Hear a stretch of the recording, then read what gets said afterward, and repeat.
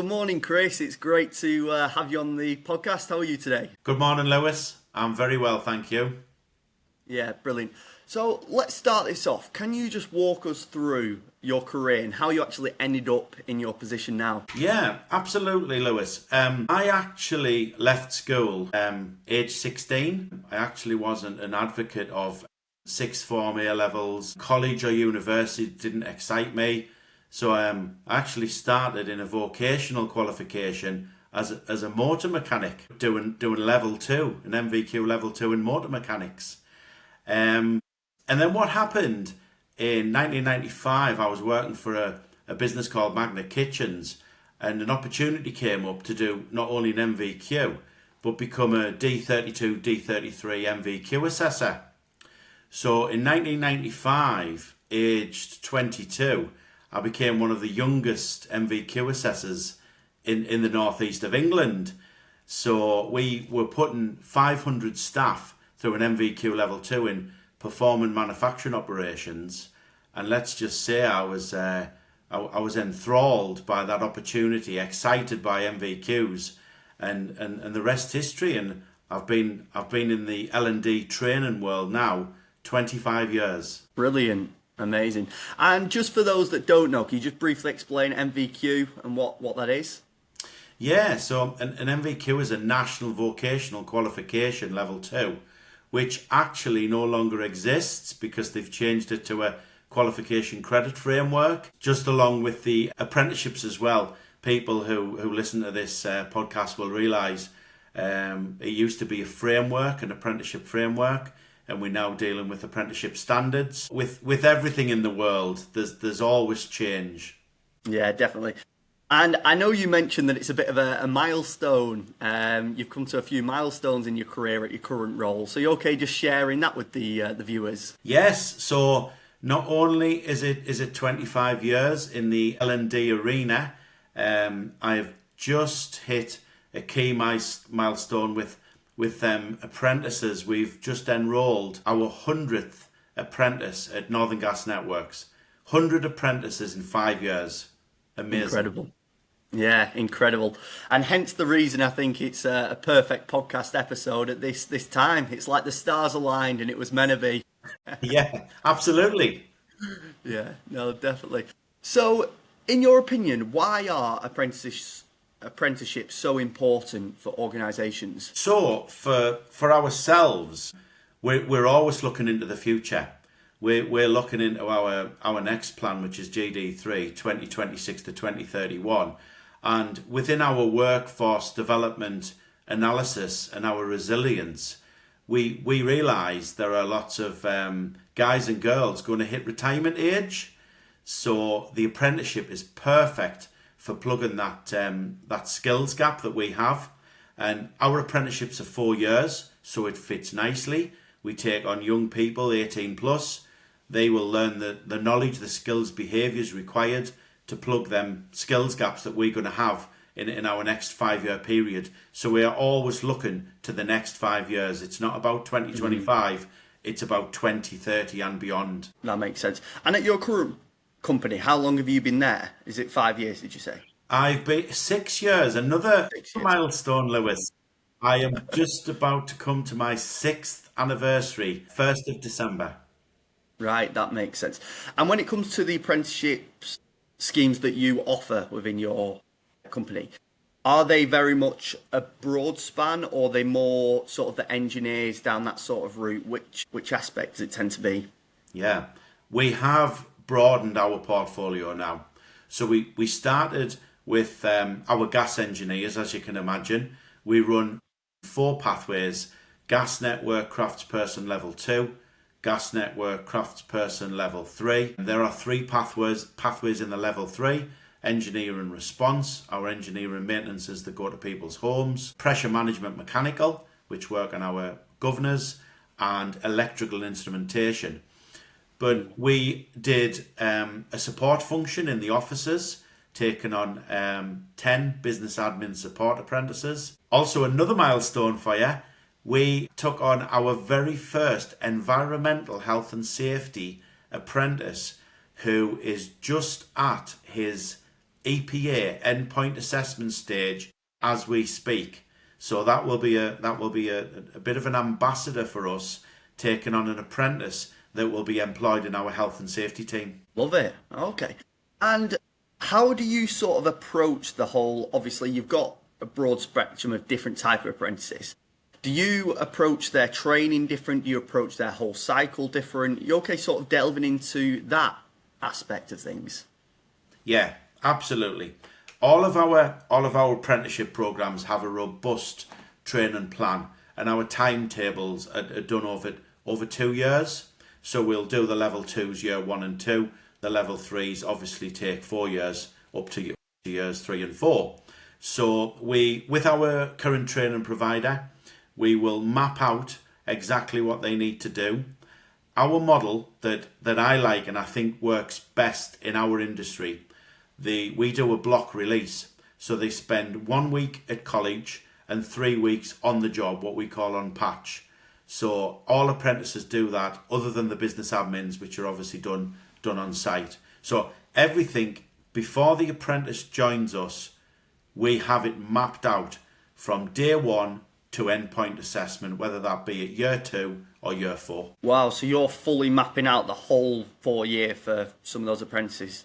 All Yes. their training, all what other aspects are included within that 4 year So period? included in there, we have, I operate a team of 11 mentors. So we've got a great mentoring and buddy scheme for them, coaching, some softer skills like communication skills, etc., some vulnerable customer, mental health, which is hugely important these days, stress management, because we work in quite a stressful environment and we exposing young people to that. And then on the other side is the usual. We've got the contractual requirements, their progress reviews, their reviews with their management, their tripart reviews with Northern Gas Networks, JTL, and obviously their line manager. Got you. And when it comes to that sort of coaching aspect, is that something that you've implemented that isn't a requirement that you've then added so it gives them those fundamental skills that you believe will help them succeed in their roles?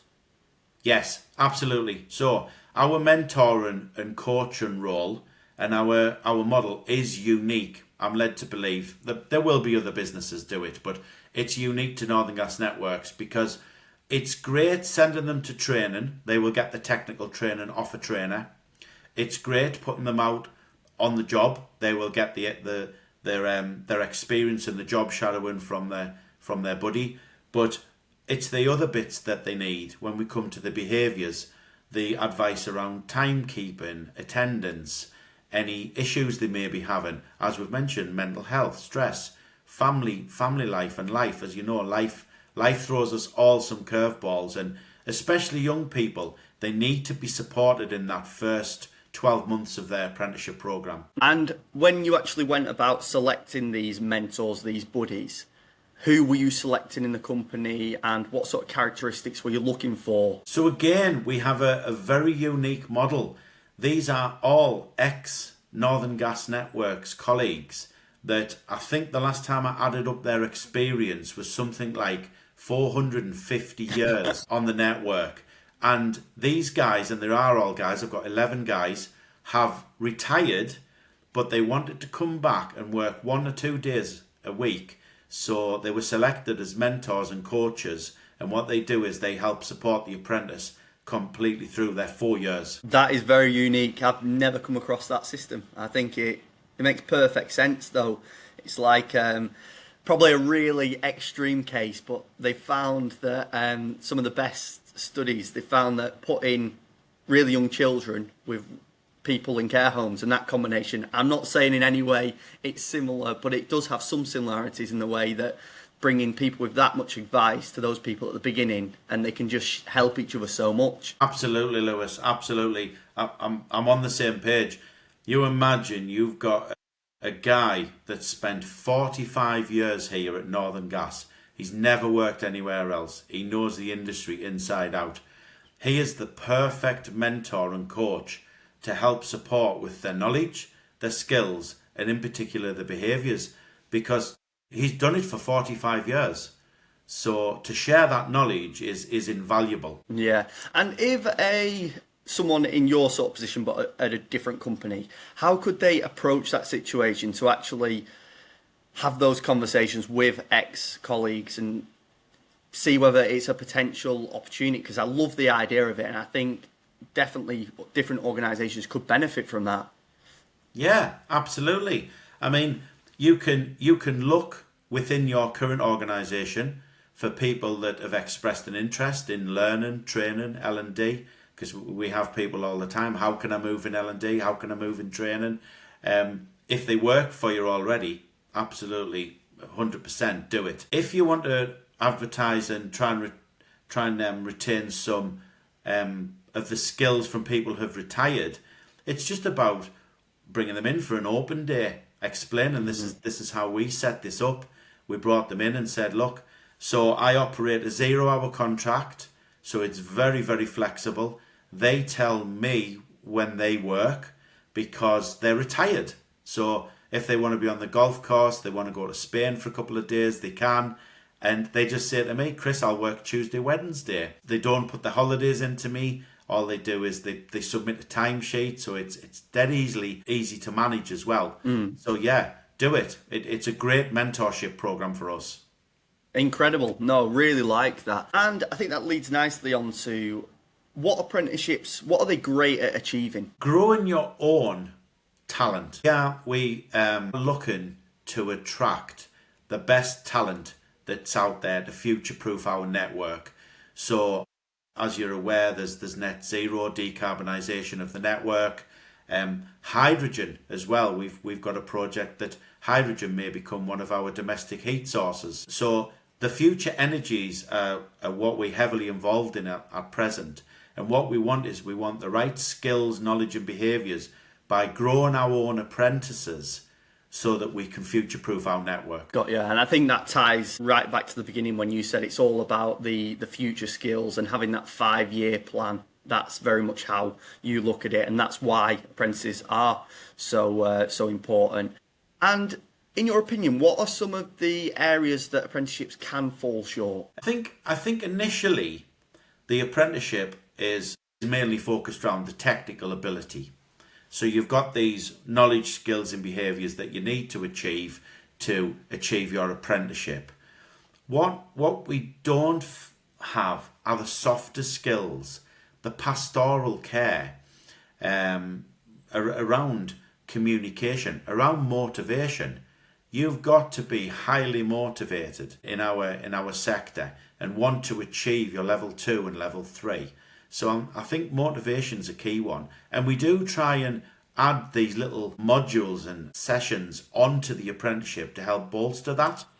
So yeah, I do think the softer skills is forgotten about. It focuses too much on the technical skills. And is none of that actually included? Is it very much just the technical skills within apprenticeships?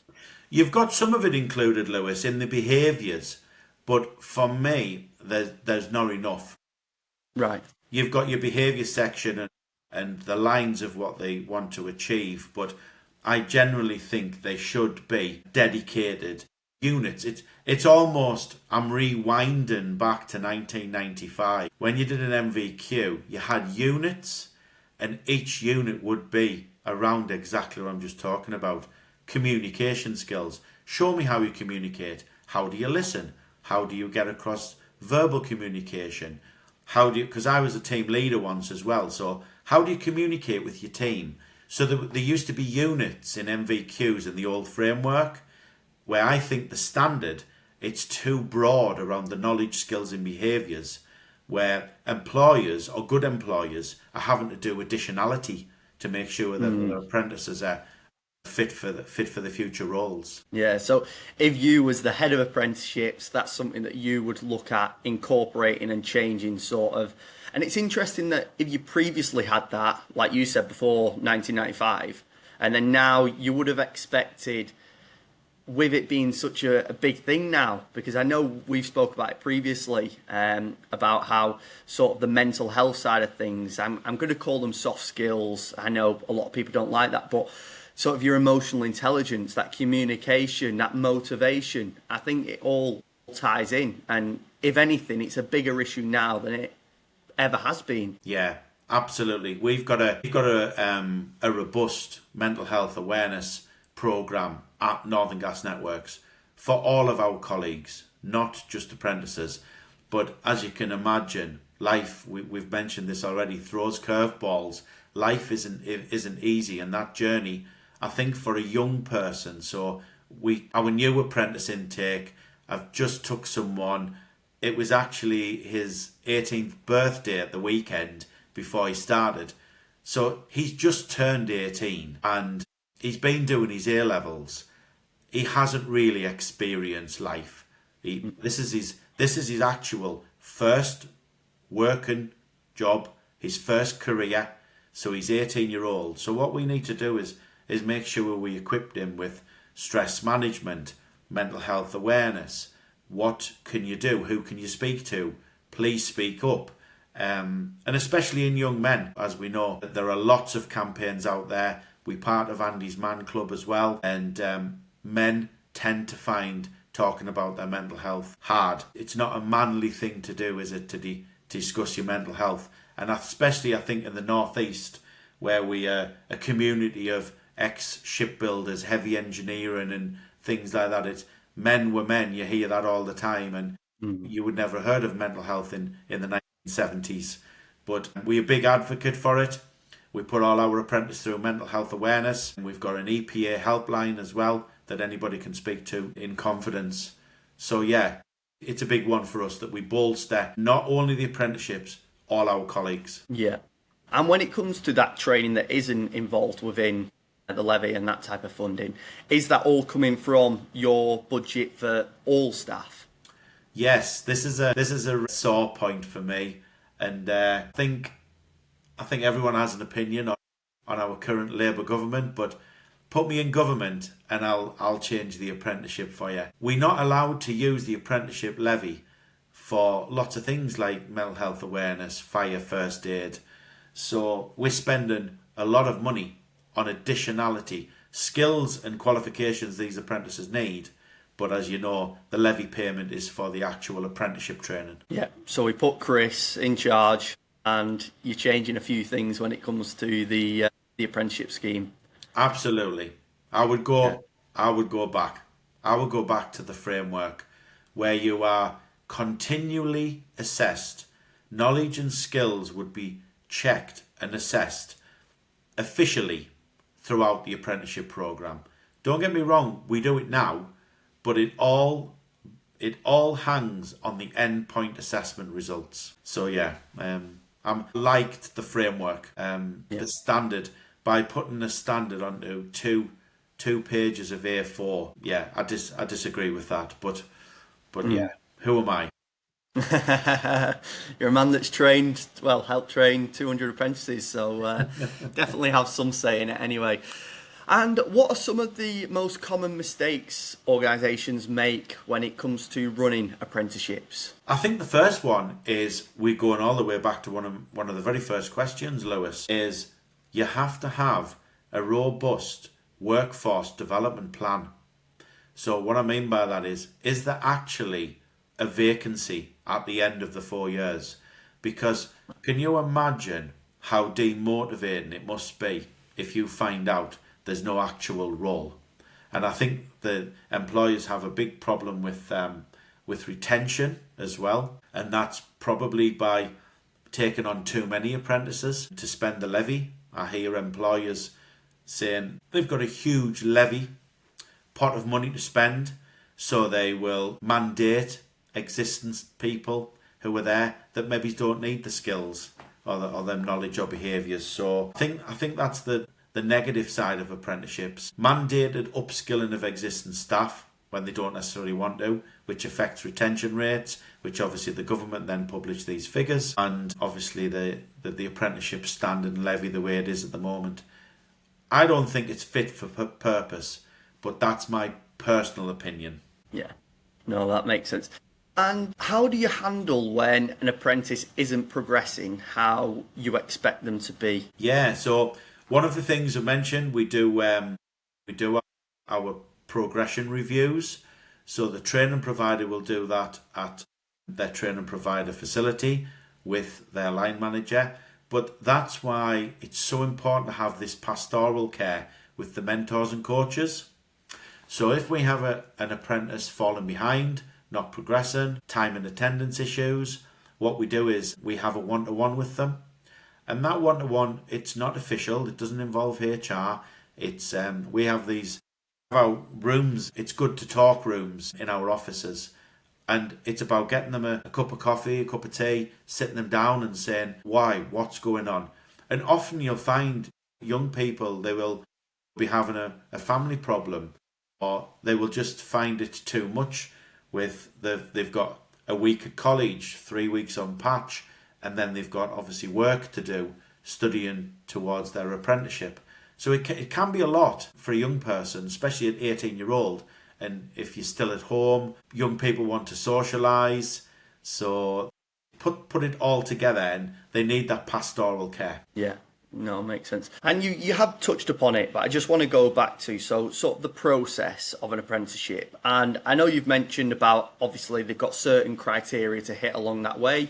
Then at your organisation, what you do is you actually bring in sort of the softer skills, that mentoring, to help grow them not only technically but as an individual, as a person. So before all the apprenticeship starts, so let's say you've got 10 new apprentices starting next year, what would you be sitting down chatting with the team thinking about to make sure they have a successful apprenticeship scheme? Yeah, no problem. We've just done it with this group. So I have 3 internal trainers work within my team, and then 6 training coordinators, and then, as I say, the mentors, 11 mentors, and then we have the trainers who are at what we call the training provider college site. So the first point is we start with their onboarding, their induction. They come for a week at our headquarters, and they will have various conversations from environmental teams, health and safety, finance, HR. We do some training in Leeds before they allowed out, make sure they've got their PPE, etc. And then what we do is, myself and my team, we will overlay the apprenticeship programme that's on the timetable for years 1 to 2 or 3 to 4, depending on which programme we're doing. And we will overlay and map in the softer skills, when they're going to do that, when they need to do the fire, the first aid, the mental health, the stress management, etc. And we will make sure that the programme is fit for purpose before that it's sent out to the apprentice. So I now know, we've took them on 1st of September 2025. We've got a plan in place already to 2027, which is their level 2, and 2029, which is their level 3. Yeah. And just obviously you're multi-site, so I'm just understanding. So I'm assuming the apprentices are split up across the different sites. Am I correct in thinking that? Correct. Yeah. So what are some of the biggest challenges that you face and your team face, the fact that they are all dotted about? It's actually not a challenge. So we're a network, and we cover the northeast of England.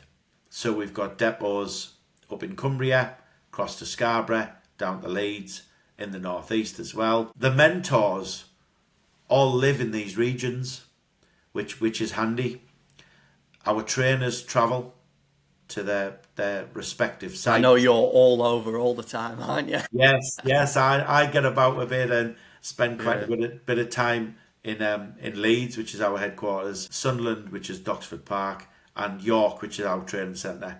So we've designed. It's all about designing the mentor programme and the trainers to make sure we've got that coverage.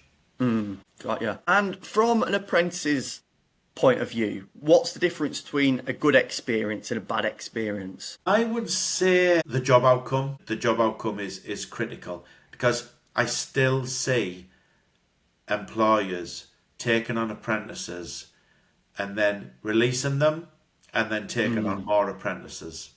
So I think when we talk about motivation, trying to motivate an apprentice, that's critical. Also, most apprentices come into vocational learning because they like the doing, the practical skills.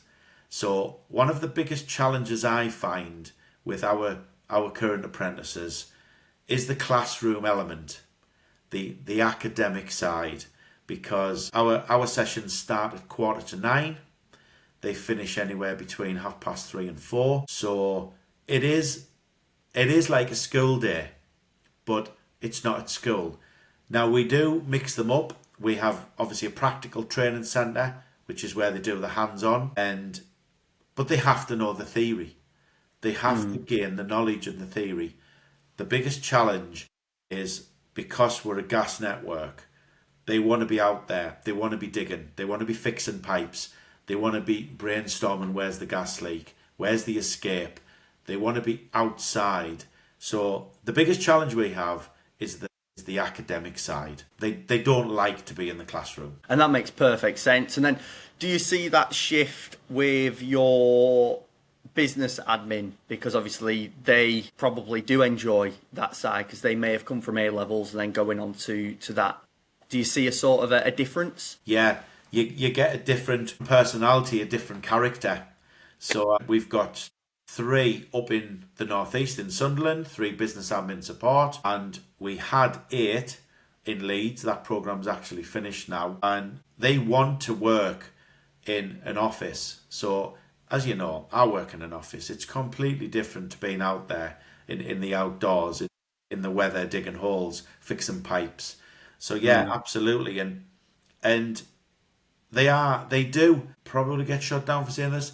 They are probably a little bit more on the academic side, because you are right. You tend to find they've gone to sixth form, they've done A levels. Not all of them, because some of them came to us with just GCSEs, but they do like that side of learning, because it's classroom learning. The business admin support level 3 now is around workshops. So they have to do work in the office and then take it to the workshop and then present. So yeah.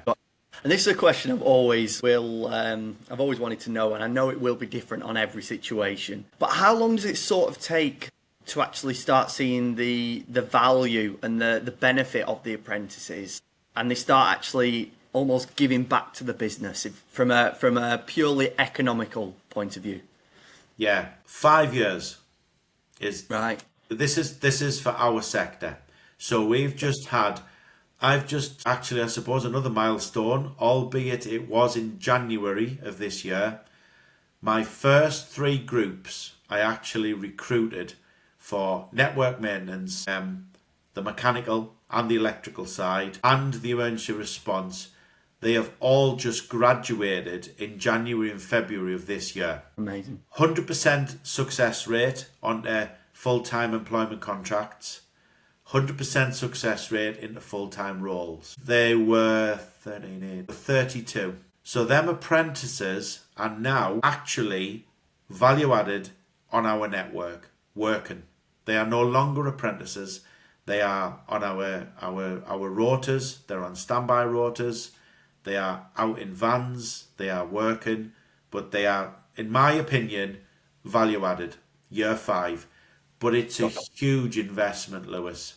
This is why it was one of my first business objectives in late 2019, early 2020, to make sure we had a good, robust apprenticeship program that sees us through into GD3, which takes us to 2031. So at your company, do you always offer a job? Is that guaranteed, or are there certain, if they hit all the criteria, is it a guaranteed job at the end? Because I know you've mentioned that's what often is a big pitfall, so how do you approach that side? Yeah. So as with life, nothing is guaranteed. So that's the same for any business, especially when we have business plans that are 5 years long. So we guarantee their full-time position within reason, within reason of our business needs at the time. Because as you know, Lewis, we've just taken on a group 2025. I don't know what the arena is going to look like in 2027, never mind 2029. So where possible, depending on departments, headcount, budgets, there's a lot of stars got to align, but there is that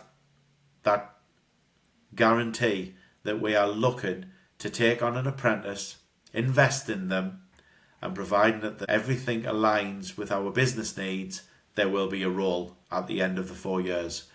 And why I allude to them 3 groups: 100% success and 100% full-time employment contracts. No, makes sense. And just before we wrap up, if an L&D professional wanted to improve their apprenticeship program tomorrow, this week, what's one thing you would recommend them to do? I'm just about to actually do this. So this is actually what I do.